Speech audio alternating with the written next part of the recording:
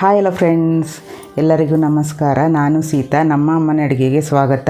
ಯಾರೆಲ್ಲ ಸಬ್ಸ್ಕ್ರೈಬ್ ಮಾಡಿ ನೋಡ್ತಾ ಇದ್ದೀರಾ ಎಲ್ಲರಿಗೂ ಧನ್ಯವಾದಗಳು.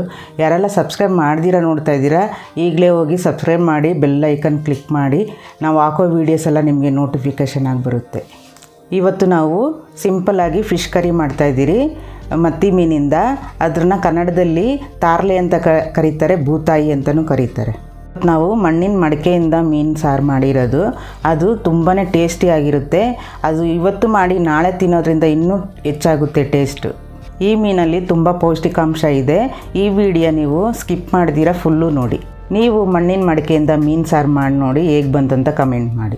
ಬನ್ನಿ ಮತ್ತಿ ಸಾರು ಹೇಗೆ ಮಾಡೋದಂತ ನೋಡ್ಕೊಂಡು ಬರೋಣ. ಅದಕ್ಕಿಂತ ಮುಂಚೆ ಈ ವಿಡಿಯೋಗೊಂದು ಲೈಕ್ ಮಾಡಿ, ಶೇರ್ ಮಾಡಿ, ಕಮೆಂಟ್ ಮಾಡಿ. ಫಿಶ್ ಕರಿ ಮಾಡೋದಕ್ಕೆ ಬೇಕಾಗಿರುವ ಇಂಗ್ರೀಡಿಯೆಂಟ್ಸ್ 800 ಗ್ರಾಮ್ ಆಗೋಷ್ಟು ನಾನಿಲ್ಲಿ ತಾರ್ಲೆ ಮೀನನ್ನು ತೊಗೊಂಡಿದ್ದೀನಿ. ಇದನ್ನು ಮತ್ತಿ ಮೀನು ಅಂತಲೂ ಕರೀತಾರೆ. ಹಾಗೆಯೇ 1 ಕಪ್ ಆಗೋಷ್ಟು ತೆಂಗಿನಕಾಯಿನ ಈ ಥರ ತುರಿದಿಟ್ಕೊಂಡಿದ್ದೀನಿ. ಒಂದು 8 ಚಿಕ್ಕ ಈರುಳ್ಳಿನ ಈ ಥರ ಚಿಕ್ಕದಾಗಿ ಕಟ್ ಮಾಡಿ ಇಟ್ಕೊಂಡಿದ್ದೀನಿ. 3 ಹಸಿಮೆಣಸಿನ್ಕಾಯಿನ ಉದ್ದುದಕ್ಕೆ ಕಟ್ ಮಾಡಿ ಇಟ್ಕೊಂಡಿದ್ದೀನಿ. ಒಗ್ಗರಣೆಗೆ ಒಂದು ಅರ್ಧ ಟೀ ಸ್ಪೂನ್ ಆಗೋಷ್ಟು ಸಾಸಿವೆ, 2 ಟೇಬಲ್ ಸ್ಪೂನ್ ಆಗೋಷ್ಟು ಕರಿಬೇವು, ಒಂದು 15 ಈರುಳ್ಳಿನ ಈ ಥರ ಚಿಕ್ಕದಾಗಿ ಕಟ್ ಮಾಡಿ ಇಟ್ಕೊಂಡಿದ್ದೀನಿ, ಚಿಕ್ಕ ಈರುಳ್ಳಿನ. ಹಾಗೆಯೇ ಒಂದು ನಿಂಬೆಹಣ್ಣು ಗಾತ್ರದಷ್ಟು ಹುಣಸೆಹಣ್ಣು ಈ ಥರ ನೀರಲ್ಲಿ ನೆನೆ ಹಾಕಿ ಇಟ್ಕೊಂಡಿದ್ದೀನಿ. ಇಲ್ಲಿ ನಾನು ಕೊಬ್ಬರಿ ಎಣ್ಣೆ ಒಂದು 2 ರಿಂದ 3 ಟೇಬಲ್ ಸ್ಪೂನ್ ಅಷ್ಟು ತೆಗೆದಿಟ್ಕೊಂಡಿದ್ದೀನಿ.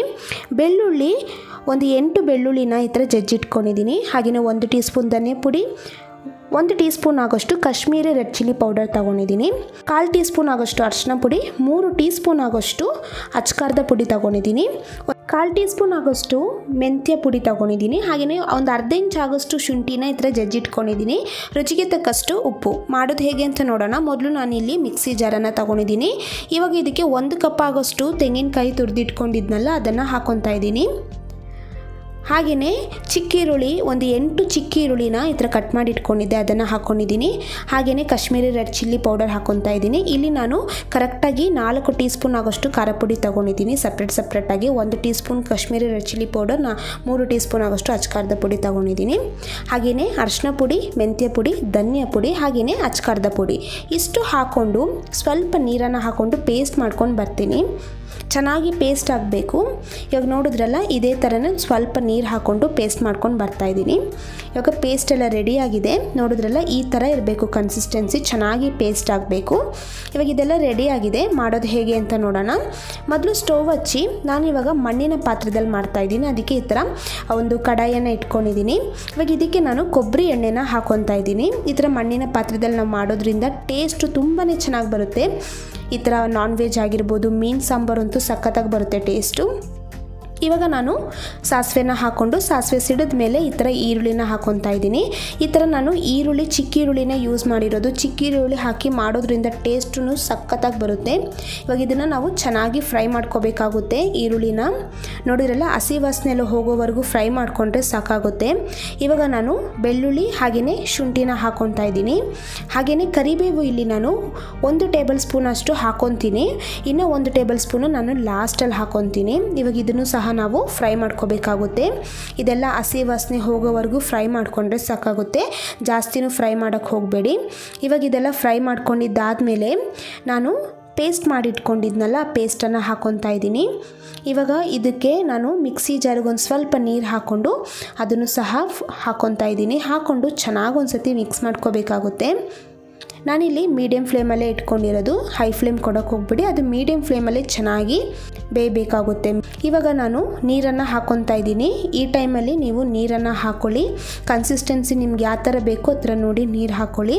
ನೋಡಿದ್ರಲ್ಲ, ಇವಾಗ ತುಂಬ ಗಟ್ಟಿನೂ ಇಲ್ಲ, ತುಂಬ ತೆಳುವಾಗೂ ಇಲ್ಲ, ಆ ಥರ ಇರಬೇಕು ಕನ್ಸಿಸ್ಟೆನ್ಸಿ. ಇವಾಗ ರುಚಿಗೆ ತಕ್ಕಷ್ಟು ಉಪ್ಪನ್ನು ಹಾಕ್ಕೊಂಡು ಒಂದು ಸತಿ ಚೆನ್ನಾಗಿ ಮಿಕ್ಸ್ ಮಾಡ್ಕೋಬೇಕಾಗುತ್ತೆ. ಇವಾಗ ಕುದಿ ಬರೋ ಟೈಮಲ್ಲಿ ಇವಾಗ ನಾನು ಹುಣಸೆ ನೀರು ಹಾಕ್ಕೊತಾ ಇದ್ದೀನಿ. ಈ ಥರ ಒಂದು ನಿಂಬೆಹಣ್ಣು ಗಾತ್ರದಷ್ಟು ಹುಣಸೆನ ನೀರಲ್ಲಿ ನೆನೆ ಹಾಕಿ ಚೆನ್ನಾಗಿ ಕೈಯಲ್ಲಿ ಕಿವುಚಿ ಆ ರಸನ ಮಾತ್ರ ಹಾಕ್ಕೊತಾ ಇದ್ದೀನಿ. ಇದರಲ್ಲಿ ನಾನು ಟೊಮೆಟೊನ ಹಾಕ್ಕೊಂಡಿಲ್ಲ. ನೀವು ಟೊಮೆಟೊ ಹಾಕೋದಾದರೆ ಹುಣಸೆನ ಸ್ವಲ್ಪ ಕಡಿಮೆ ಹಾಕ್ಕೊಳ್ಳಿ. ಇಲ್ಲಿ ನಾನು ಬರೀ ಹುಣಸೆನ ಮಾತ್ರ ಹಾಕೋದ್ರಿಂದ ನಾನಿಲ್ಲಿ ಸ್ವಲ್ಪ ಜಾಸ್ತಿ ಹುಣಸೆನ ಹಾಕ್ಕೊಂಡಿದ್ದೀನಿ. ಹುಳಿಯಾಗಿರುತ್ತೆ, ಚೆನ್ನಾಗಿರುತ್ತೆ. ಇವಾಗ ಇದೆಲ್ಲ ಹಾಕ್ಕೊಂಡು ಮಿಕ್ಸ್ ಮಾಡ್ಕೊಂಡಿದ್ದಾದಮೇಲೆ ನೋಡಿದ್ರಲ್ಲ, ಇವಾಗ ಕುದಿ ಬರ್ತಾ ಇದೆ. ಈ ಟೈಮಲ್ಲಿ ನಾವು ಮೀನನ್ನು ಹಾಕೋಬೇಕಾಗುತ್ತೆ. ಇವಾಗ ಒಂದೊಂದಾಗಿ ನಾನು ಮೀನನ್ನ ಈ ಥರ ಹಾಕ್ಕೊತಾ ಇದ್ದೀನಿ. ಇದನ್ನು ಜಾಸ್ತಿ ಮಿಕ್ಸ್ ಮಾಡೋಕ್ಕೆ ಹೋಗಬಾರ್ದು, ಯಾಕಂದರೆ ಮೀನು ಏನಿದೆ ಅದೆಲ್ಲ ಒಡೆಯೋಂಥ ಚಾನ್ಸಸ್ ಇರುತ್ತೆ. ಇವಾಗ ಇದನ್ನು ಲೈಟಾಗಿ ನಾವು ಈ ಥರ ಮೀನನ್ನೆಲ್ಲ ಒಳಗಡೆ ಹಾಕಿ ಅದನ್ನು ಚೆನ್ನಾಗಿ ಬೇಯೋದಕ್ಕೆ ಬಿಡಬೇಕು.